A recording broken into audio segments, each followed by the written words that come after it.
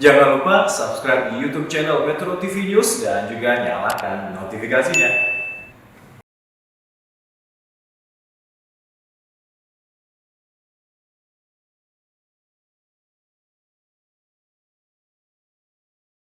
Isu besar yang sempat menggantung terkait dengan layak tidaknya vaksin COVID-19 buatan Sinovac digunakan di Indonesia, yakni tentang kehalalan dan izin kedaruratan dari Badan Pengawas Obat dan Makanan kini sudah jelas.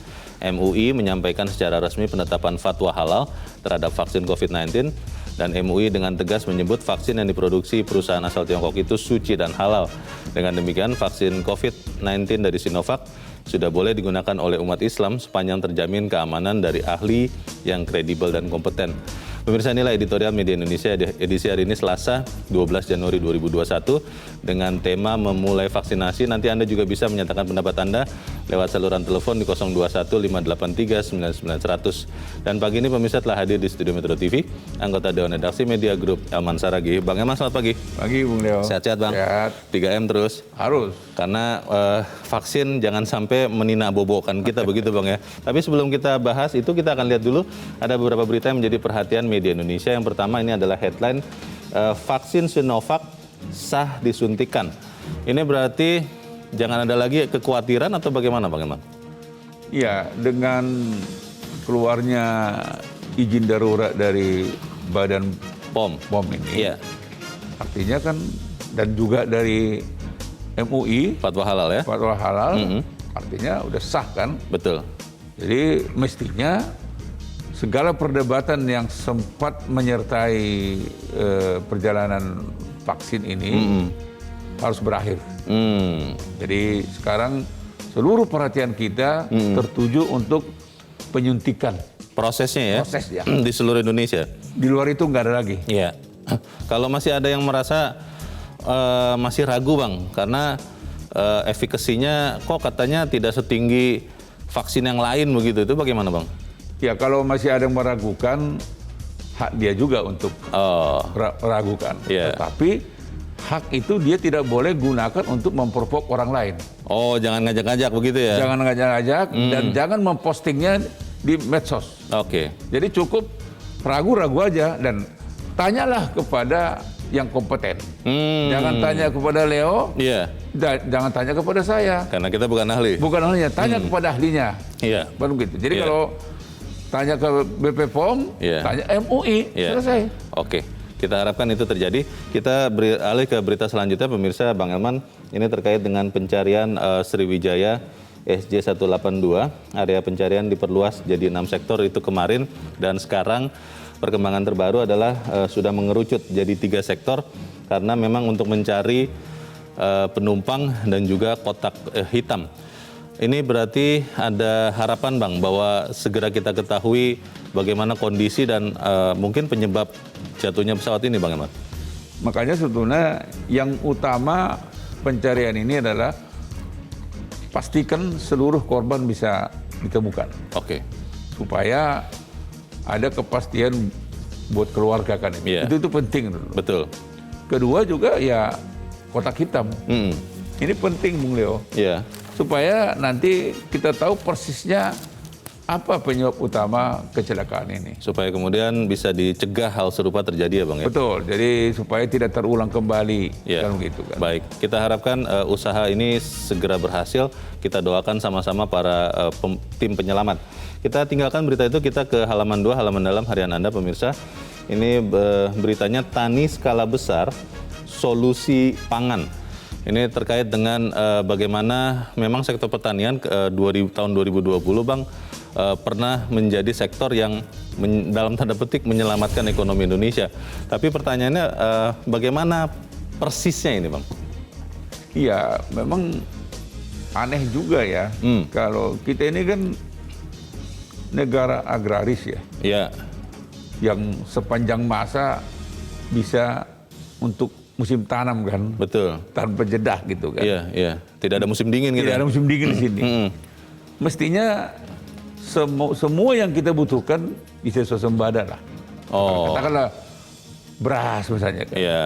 Seperti yang kemarin kedelai misalnya kan. Oh iya. Ya, kan aneh juga. Negara agraris begini kok sampai ada kelangkaan kedelai. Katanya karena ini Bang, harga kedelai internasional itu meningkat begitu rupa karena ketegangan antara Amerika Tiongkok berkurang, akhirnya Tiongkok meningkatkan pembelian, dan akhirnya itu yang membuat harga kedelai di Indonesia juga tinggi karena sebagian besar kedelai kita masih impor, katanya begitu Bang? Ya, kalau sampai informasi seperti yang Bung Leo sampaikan tadi itu tidak diketahui lebih awal, ya aneh juga kan. Dan ini sebetulnya kan negara ini kan atau Departemen Perdagangan kan harus punya marketing intelligence kan. Harusnya sudah bisa mengantisipasi ya, melihat pergerakan harga. Bukan hanya bisa, super bisa. Iya. Pertanyaannya mau nggak? Iya. Ya kan? Iya. Jangan sampai ada anggapan ya, jangan ada permainan kan. Tapi ini kan anggapan masyarakat awam kan gitu. Kalau kita berdua pasti enggak. Iya, betul. Mereka udah kerja serius ini. Oke. Ya, kalau terjadi ini kebetulan kan gitu kan. Untuk ke depan diperbaiki ya Bang ya. Ya tapi masa tiap tahun terjadi kan gitu. Saya yakin sih Bang, tahun ini tidak akan ada lagi kelangkaan gorengan. Anggap aja untuk sekedar berita-berita lucu-lucuan yang tahu kan gitu. Oke, baik. Kita harapkan itu tidak terjadi. Kita nanti akan membahas editorial soal vaksin. Apa Bang poin pentingnya secara singkat saja Bang Eman? Ya, seperti yang kita sampaikan tadi, intinya kan ketika selama ini kan ada dua perdebatan. Aman nggak? Iya. Halal nggak? Iya. Efektif nggak? Betul. Itu yang selama ini diperdebatkan kan. Oke. Jadi nggak apa-apa. Tetapi ketika ketiga-tiganya sudah terpenuhi, aman, efektif, halal dan suci, ya mestinya ini kan berita sukacita buat kita semua. Masalahnya Bang, apa iya semuanya bersukacita? Karena konon katanya ada orang-orang yang memang tidak suka bersukacita. Tapi nanti akan kita bahas di dalam editorial, dan pemirsa tetaplah bersama kami. Seusai Headline News pukul 8, editorial Media Indonesia akan segera kembali.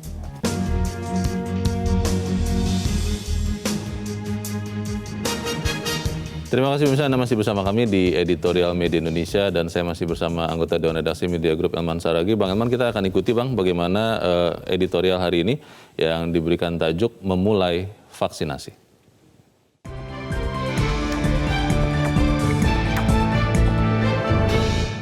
Memulai vaksinasi.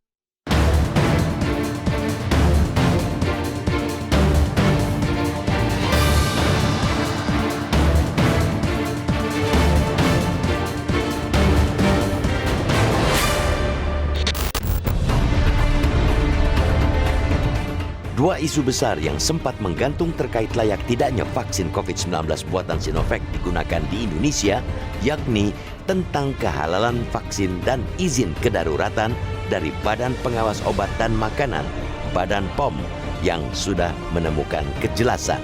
Kemarin, Majelis Ulama Indonesia atau MUI menyampaikan secara resmi penetapan fatwa halal terhadap vaksin COVID-19 tersebut. MUI dengan tegas menyebut vaksin yang diproduksi perusahaan asal Tiongkok itu suci dan halal. Dengan demikian, vaksin COVID-19 Sinovac boleh digunakan umat Islam sepanjang terjamin keamanan dari ahli yang kredibel dan kompeten. Di saat hampir bersamaan kemarin, Badan POM juga resmi mengeluarkan izin darurat atau Emergency Use Authorization atau EUA untuk vaksin COVID-19 buatan Sinovac. Dalam satu pertimbangan yang didasarkan pada standar WHO, Badan POM menilai telah terdapat cukup bukti ilmiah terkait aspek keamanan dan khasiat dari vaksin tersebut untuk mencegah, mendiagnosis, dan mengobati penyakit atau keadaan serius yang disebabkan oleh COVID-19. Berdasarkan hasil uji klinis fase ketiga di Bandung, efikasi vaksin Sinovac mencapai 65,3%. Angka itu melampaui syarat minimal dari WHO sebesar 50%. Dua keputusan tersebut jelas memiliki makna yang amat penting dalam upaya negara ini keluar dari krisis pandemi COVID-19. Vaksin memang bukan dan tidak boleh dianggap sebagai satu-satunya jalan keluar untuk memutus rantai penyebaran virus corona itu. Akan tetapi, sudah sepatutnya pula kita merayakan keluarnya kelayakan secara medis maupun teologis penggunaan vaksin itu sebagai tungku pembakar optimisme kita yang mungkin mulai meredup. 10 bulan sudah kita dihantam COVID-19. Alih-alih mereda, sampai hari ini peningkatan angka penularan COVID-19 malah kian menanjak. Beragam aturan pembatasan sosial dengan segala istilah dan modifikasinya sudah dilakukan, tetapi penyebaran virus belum juga mampu diredam. Semua pihak menyatakan ingin virus segera menjauh, tetapi mereka pula yang sering mengkhianatinya sendiri. Pemerintah acap tak tegas. Tidak jarang pula membuat regulasi atau pernyataan yang kontradiktif. Di lain sisi, tingkat kedisiplinan masyarakat untuk mematuhi protokol kesehatan makin kesini makin rendah. Karena itu, perkembangan positif tentang vaksin mestinya bisa kita nilai sebagai peletup semangat baru. Kelancaran pengadaan vaksin kita harapkan dapat berlanjut hingga proses vaksinasinya nanti. Besok, Indonesia akan memulai proses vaksinasi dengan Presiden Joko Widodo sebagai penerima vaksin pertama. Kita tentu berharap proses vaksinasi pertama dan seterusnya dapat berjalan lancar. Keputusan izin dari Badan POM dan MUI semestinya juga sekaligus menjadi momentum mengakhiri polemik tentang halal haram maupun efektif tidaknya vaksin Sinovac itu dalam membentengi tubuh dari serangan virus. Virus tidak bakal hilang dengan terus berpolemik. Virus akan lenyap ketika semua elemen bangsa ini kompak dan punya spirit optimisme yang sama. Namun sekali lagi, mesti kita ingatkan, hari pertama penyuntikan vaksin tersebut semestinya tidak malah menjadi titik balik upaya keras kita melawan COVID-19 selama ini. Vaksin tidak akan menjadi juru selamat jikalau kita terlalu mengglorifikasinya dan di saat yang sama justru melupakan protokol kesehatan. Artinya, vaksin dan 3M, memakai masker, mencuci tangan, menghindari kerumunan, tetaplah harus berjalan seiring. Pun dengan pemerintah, dimulainya vaksinasi bukanlah alasan untuk mengabaikan atau melonggarkan sisi-sisi yang lain. Dengan begitu, kita punya bekal optimisme untuk memulai vaksinasi.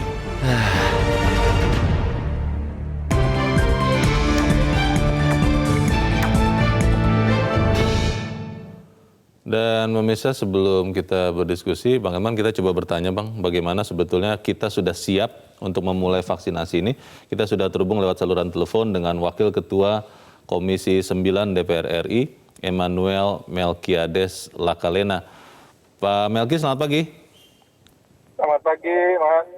Ya, Pak Melki, kita bergembira kemarin akhirnya Badan POM sudah memberikan izin penggunaan darurat Emergency Use Authorization dan juga di waktu yang hampir bersamaan sudah keluar fatwa halal dari Majelis Ulama Indonesia untuk vaksin khususnya dari Sinovac. Pertanyaannya begini, Bang Melki, kalau sudah bisa dilakukan vaksinasi, apakah kemudian keseluruhan daerah yang nanti akan melaksanakan, keseluruhan petugas pemerintah daerah itu sudah siap untuk melaksanakan vaksinasi ini? Bagaimana, Bang Melki? Ya, kalau vaksinasi itu memang paling besar ada di pemerintah pusat. Nah, pengadaan vaksin karena ini juga masih pada level itu memang dominan ada di pemerintah. Era lebih sifatnya membantu. Oke. Pemerintah pusat ya yang memegang kendali ya. Kesehatan ya. Ya, ya.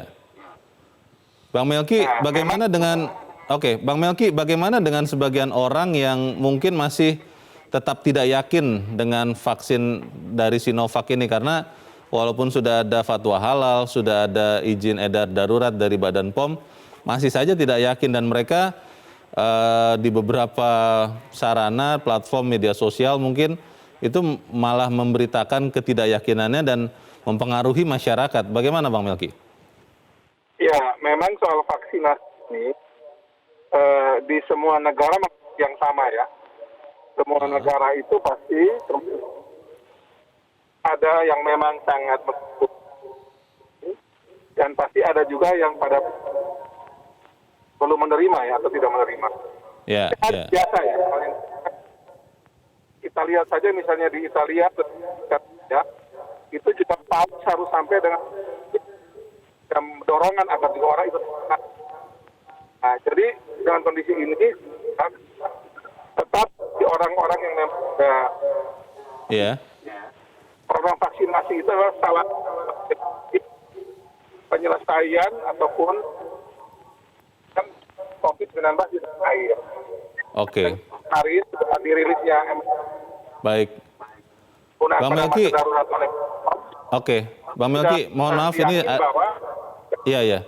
Bang Melki, mohon maaf ini mungkin ada sedikit gangguan komunikasi, tapi singkat saja untuk tahap ini, apakah komunikasi dari pemerintah sudah cukup ya untuk vaksinasi ini atau perlu ditambah, Bang? Yang pasti begini, pertama setelah ini selesai oleh Badan POM, tugas berikutnya sekarang ada pada pemerintah, dalam hal ini Kementerian Kesehatan, KPPN ya, dan juga semua pihak terkait, Satgas, dan pemerintah daerah untuk segera menyampaikan informasi yang clear apa adanya. Yang penting untuk saya nanti vaksinasi bisa diikuti oleh, kan ini masih tahap 1 ya. Tahap 1 ini kan masih tenaga kesehatan, masih dari TNI Polri dan sebagainya. Sehingga nanti vaksinasi ini bisa berjalan sukses di tahap 1 ini. Nah, apabila di tahap 1 ini memang dia sudah berjalan baik, itu pasti ada keyakinan publik yang lebih besar untuk kemudian mengikuti program vaksinasi dalam tahap kedua dan seterusnya. Dan yang penting saya kira adalah tokoh-tokoh masyarakat, tokoh-tokoh bangsa, lintas sektor, dan juga di berbagai daerah harus dilibatkan untuk melakukan kampanye edukasi agar masyarakat paham dan mau mengikuti dengan sadar. Dan yang pasti Mas, menurut saya, vaksinasi ini itu tidak membuat kita kendor dalam melaksanakan protokol kesehatan di lapangan. Jadi 3M itu mencuci tangan, menjaga jarak, memakai masker itu, sekarang ditambah lagi dengan 2M tambahan, menghindari atau membuat kerumunan, dan juga membatasi mobilitas yang tidak perlu. Itu kalau kita jalankan dengan disiplin lapangan, mudah-mudahan juga ini paralel dengan vaksinasi yang berjalan, termasuk juga operasi justisi oleh aparat keamanan dan pemerintah daerah ya, untuk memastikan masyarakat juga patuh dan disiplin. Bang Melki sebagai wakil rakyat, wakil saya, wakil Bang Elman dan yang lain-lain, dan teman-teman di DPR melakukan apa Bang untuk kemudian mengajak masyarakat mau ikut vaksinasi Bang Melki?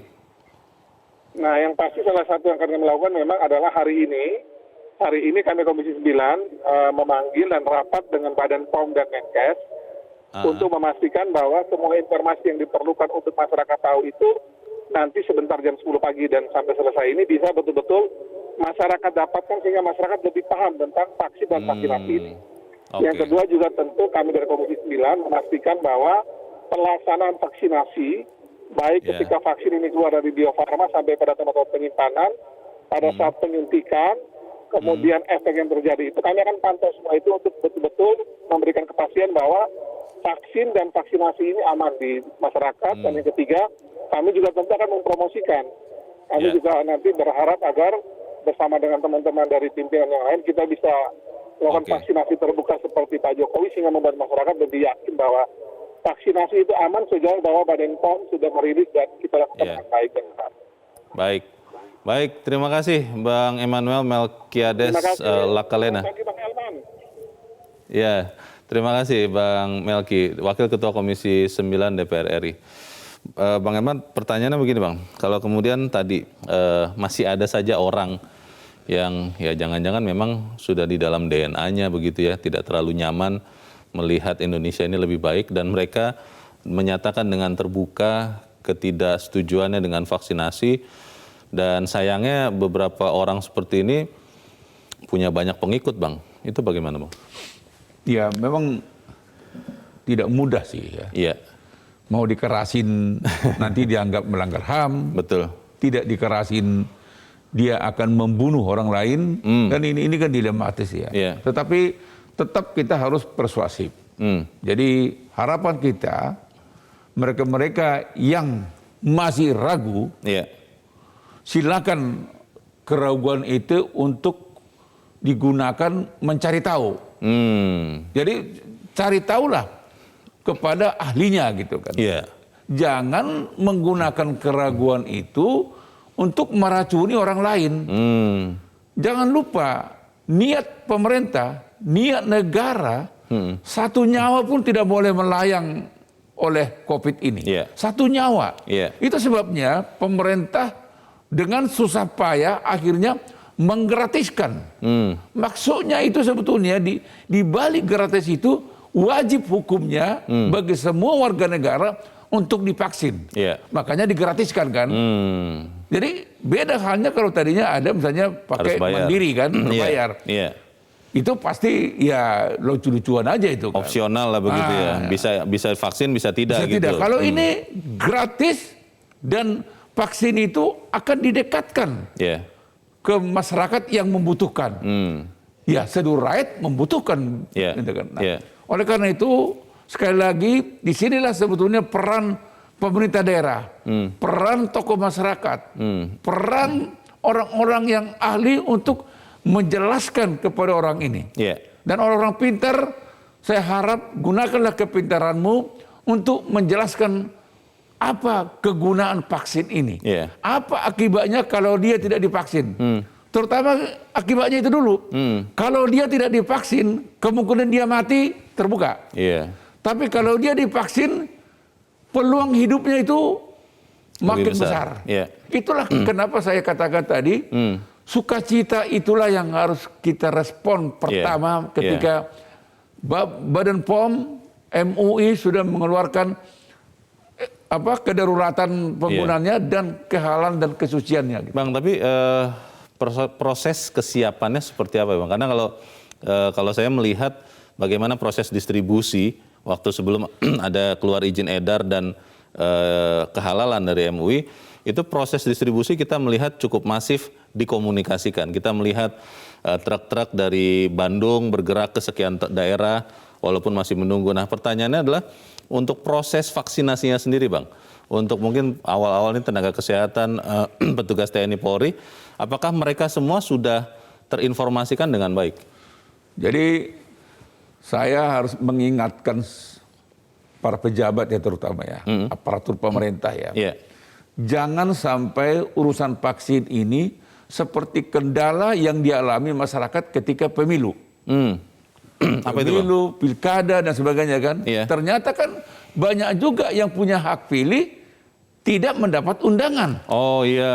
Akhirnya dia tidak bisa menggunakan hak pilihnya karena dia tidak diundang. Betul. Karena dia tidak didata. Tidak terinformasikan. Tidak terinformasikan dan tidak didata. Nah, kalau mengenai vaksin ini, satu orang pun tidak boleh luput. Dimanapun dia, apakah di hutan, di pelosok sana, cari orang itu. Karena saya katakan tadi, Presiden Pak Jokowi ini sangat berusaha agar satu nyawa pun tidak hilang. Jadi jangan sampai niat baik Presiden, niat baik negara ini disalahgunakan oleh para pejabat-pejabat aparatur negara.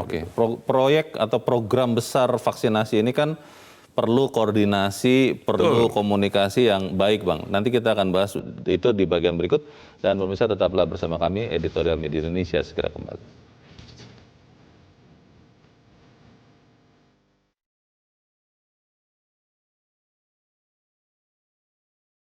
Terima kasih pemirsa, Anda masih bersama kami di Editorial Media Indonesia. Bang Eman, kita mau mencoba mendengarkan, Bang, bagaimana pendapat dari masyarakat terkait dengan vaksinasi ini.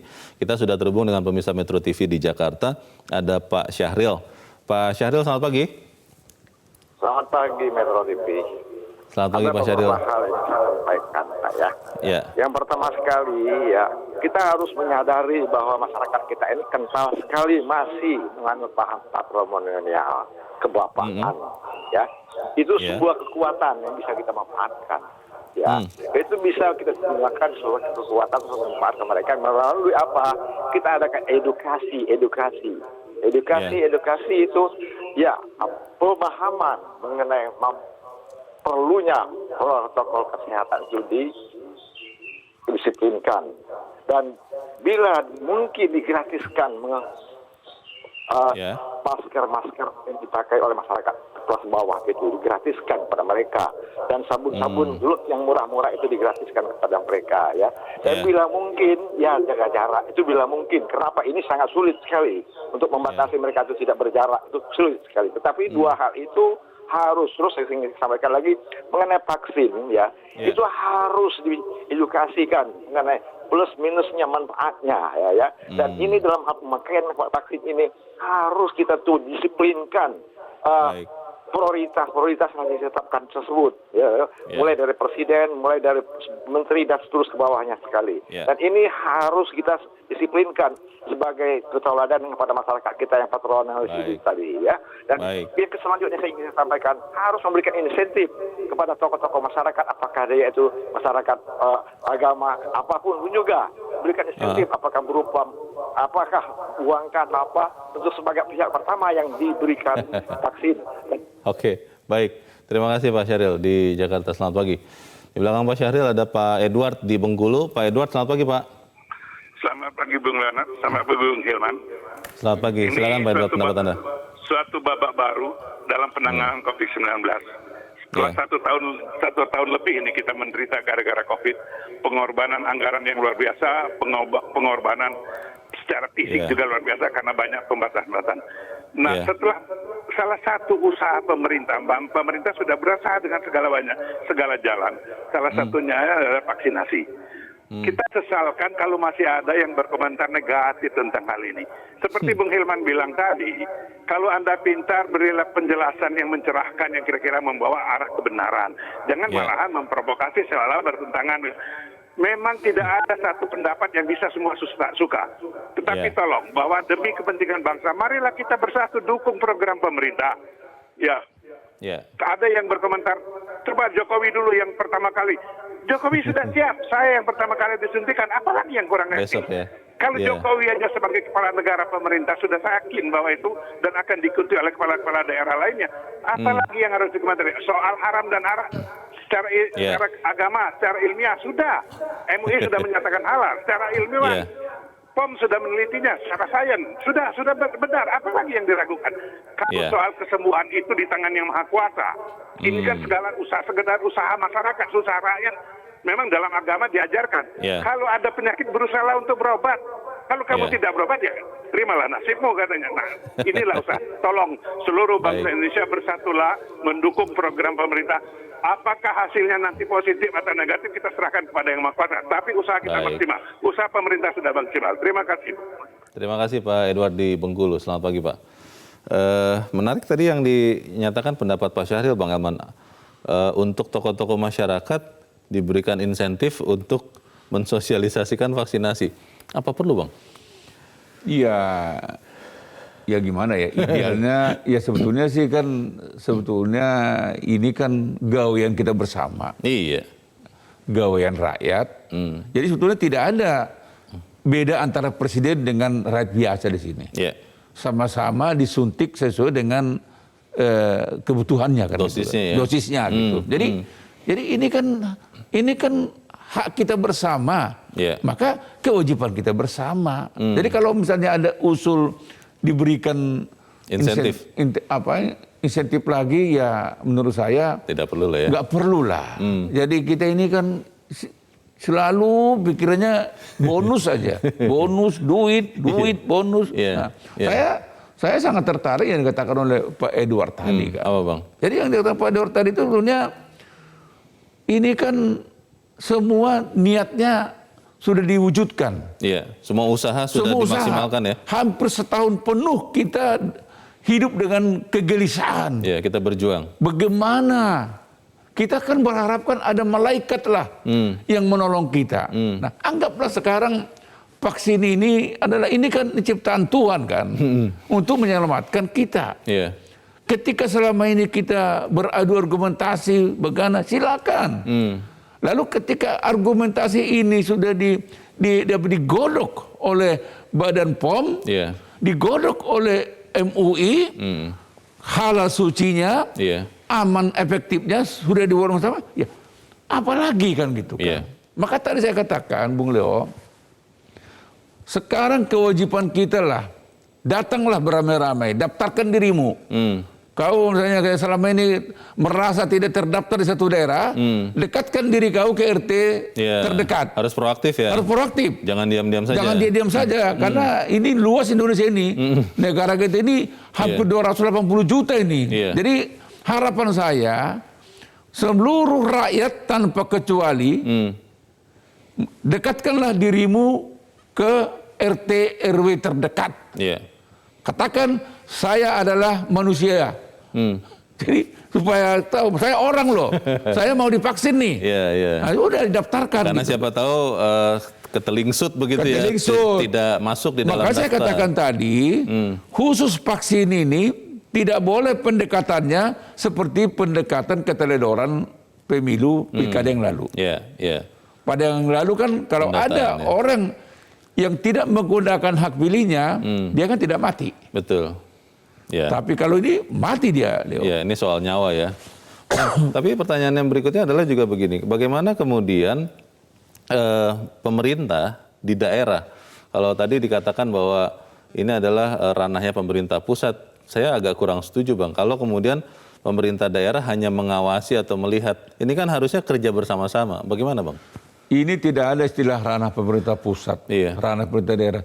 Ranah kita bersama, ya pemerintah pusat, pemerintah daerah, ya rakyat di Jakarta, rakyat di daerah, semua tanpa kecuali ini sebetulnya. Jadi ini kan kalau kita mau sukses, kalau kita mau selamat dari COVID ini harus kita jadikan gawean bersama. Jadi tidak ada lagi di sini partai koalisi dan non koalisi, tidak ada. Jadi nggak ada paksi-paksi vaksin ini. Semua vaksin. Betul. Bang, vaksinasi ini kadang-kadang juga konon katanya membuat sebagian orang menjadi terbuai dan akhirnya mulai lengah. Tidak lagi menggunakan masker, malas cuci tangan, bepergian keluar untuk hal-hal yang belum perlu. Dan itu akhirnya membuat angka kasus COVID kita meningkat. Kita akan bahas itu, tapi kita harus jeda dahulu dan pemirsa tetap bersama kami. Editorial Media Indonesia segera kembali.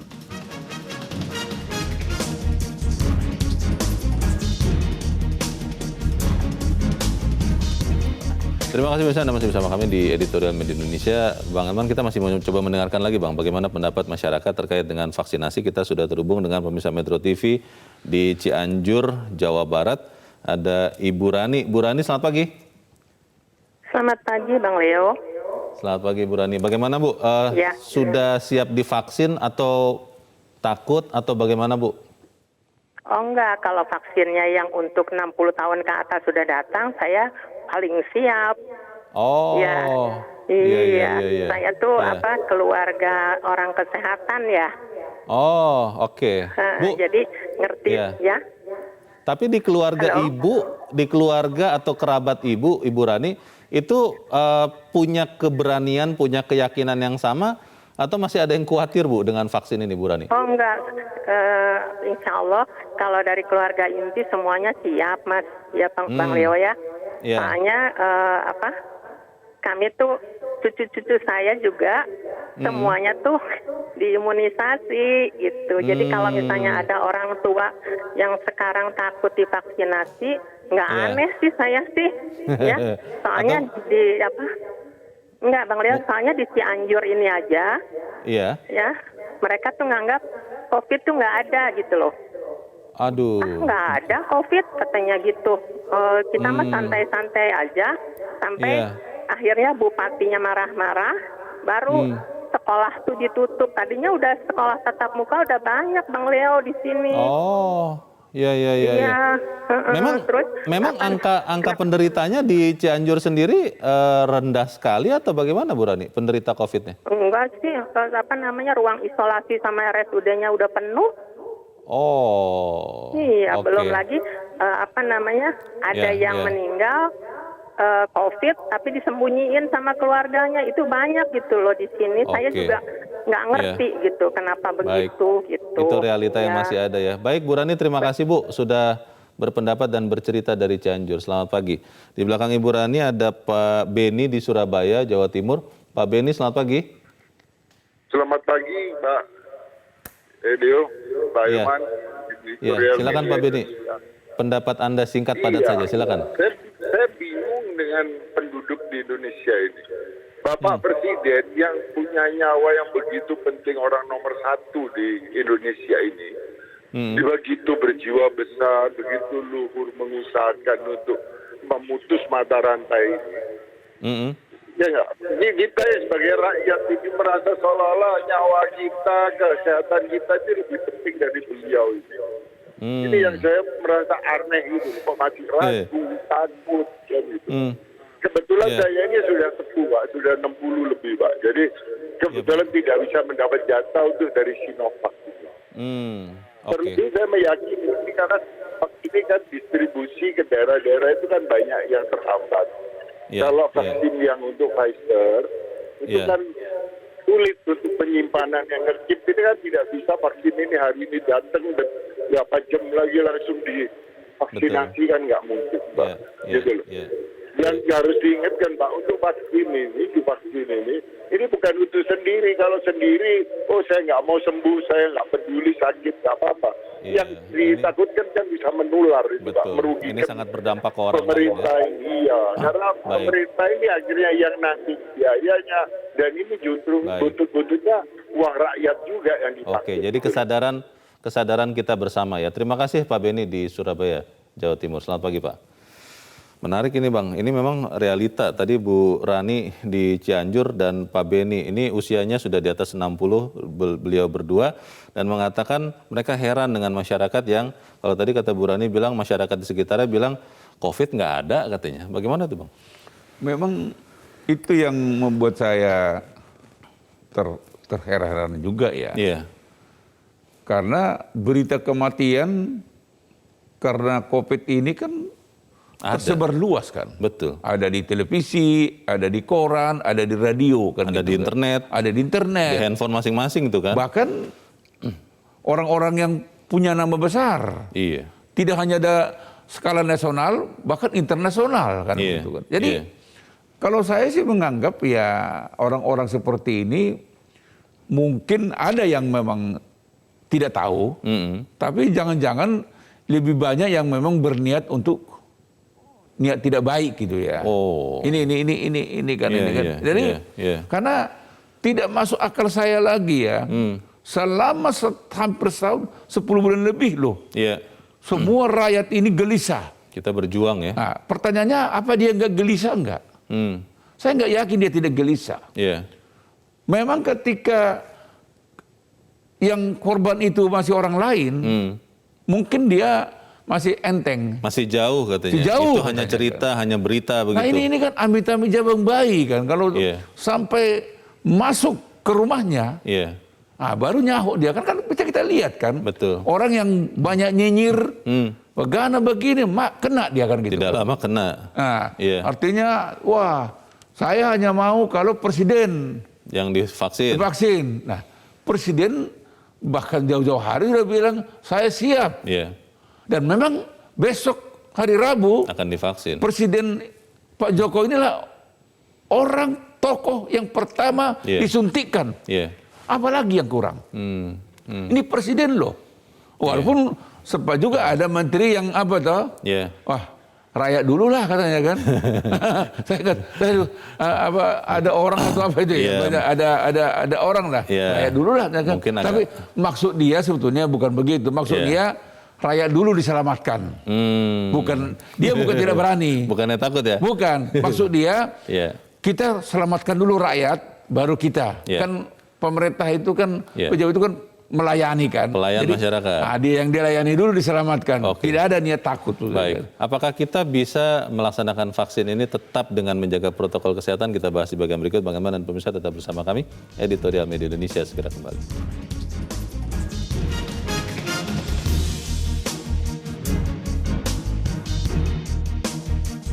Terima kasih pemirsa, Anda masih bersama kami di Editorial Media Indonesia. Kita di bagian akhir diskusi kita pagi ini. Bang Eman, tidak henti-hentinya kita mengajak semuanya, bahkan untuk melaksanakan 3M. Bahkan walaupun agak susah napas, kan kita boleh jujur ya Bang ya, ketika kita menggunakan masker ini, terus terang ini agak susah bernafas. Tapi karena ini harus untuk menjaga kesehatan, kita melaksanakannya. Pertanyaannya Bang, dengan vaksinasi yang akan dimulai besok, apakah kemudian kita bisa mempertahankan disiplin protokol kesehatan itu? Kalau menurut pandangan saya, memang justru hari pertama vaksin besok itu, justru kita harus langsung kecepatan penuh untuk meningkatkan disiplin kita. Tetap harus disiplin ya? Jadi kalau ibarat mobil itu perseneling 5, langsung kita menggunakan perseneling 5. Tidak boleh kasih waktu. Tidak mau nggak sesuatu. Kita optimalkan 3M. Bendur, iya. Ya kan, itu penting itu. Iya. Nah, yang tidak kalah pentingnya adalah karena pemerintah begitu masifnya mengajak masyarakat untuk divaksin. Nah, kita ingatkan pemerintah, jangan sampai dalam perjalanan ada anggota masyarakat yang teriak. Sampai hari ini di desa kami belum ada yang divaksin kan. Nah, ini penting nih. Iya. Jadi karena ini kan udah masif nih kan. Betul. Jadi kegairahan orang untuk divaksin sekarang ini pasti sudah tinggi. Sangat tinggi. Iya. Nah, oleh karena itu saya berharap kepada pemerintah jangan lupa pelayanan pun ditingkatkan. Nah, kalau untuk ini at all cost. Itu harus digunakan. Jadi kecepatan, waktu tepat, kan gitu. Jadi maka tadi dari awal saya katakan jangan sampai ada satu orang pun yang tidak divaksin. Maka saya bilang daftar itu penting. Jadi daftar untuk vaksin ini jauh lebih penting daripada daftar waktu pemilu sama pilkada itu kan penting. Betul. Tapi ini jauh lebih penting lagi. Karena masalah nyawa Masalah nyawa. Kalau itu kan kalau dia tidak memilih, ya paling dia bersungut-sungut. Tidak boleh nyinyir karena nggak ikut memilih begitu kan. Demokrasinya tidak dia bisa laksanakan. Kalau ini hak hidup ini.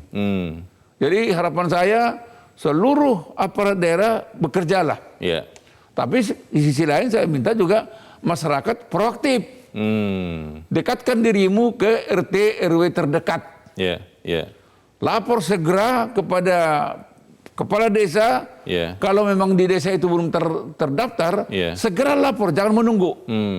Bang, untuk kelompok masyarakat yang belum masuk usia vaksin, tadi beberapa pemirsa kita mengatakan bahwa ya saya sudah di atas 60 sih, sehingga harus menunggu lagi. Lalu juga untuk anak-anak sekolah yang di bawah 16 tahun kan juga belum tahu nih. Itu bagaimana informasi atau kejelasannya, Bang? Nah, ini yang karena saya pun tidak ahlinya, dan daripada saya mengarang, ini lebih bagus kita menghimbau kepada pemerintah, berikanlah keterangan yang sejelas-jelasnya, yang sebenar-benarnya. Bagaimana tentang usia-usia ini? Bagaimana tentang usia anak sekolah? Bagaimana tentang usia lanjut? Kan ada yang mengatakan usia lanjut dalam tahap yang kedua atau ketiga itu kan? Ada yang bilang kedua, ada yang bilang ketiga, ada yang bilang belum juga. Ada yang bilang belum. Nah, ini informasi yang simpang siur ini harus dibuat clear. Jangan dibiarkan ini menjadi isu-isu yang tidak bagus. Gitu. Baik, kita doakan sama-sama supaya proses vaksinasi ini berjalan dengan baik, karena walaupun bukan akhir dari segalanya, tapi ini salah satu faktor penting ya Bang untuk melawan COVID-19. Betul. Baik, terima kasih Bang Elman Saragih sudah hadir di tempat ini Bang. Selamat pagi Bang. Pemirsa, dimulainya vaksinasi bukan berarti kita dapat mengabaikan atau melonggarkan aturan protokol kesehatan. Tetap pakai masker, tetap cuci tangan Anda, dan hindarilah kerumunan. Tetap harus kita lakukan, dengan begitu kita punya bekal optimisme untuk memulai vaksinasi. Dan pemirsa, dimulainya vaksinasi bukan alasan untuk mengendurkan dan mengabaikan protokol kesehatan. Meski program vaksinasi sudah dilakukan, kita tidak boleh lengah dan kita tetap harus patuh protokol kesehatan. Inilah akhir dari editorial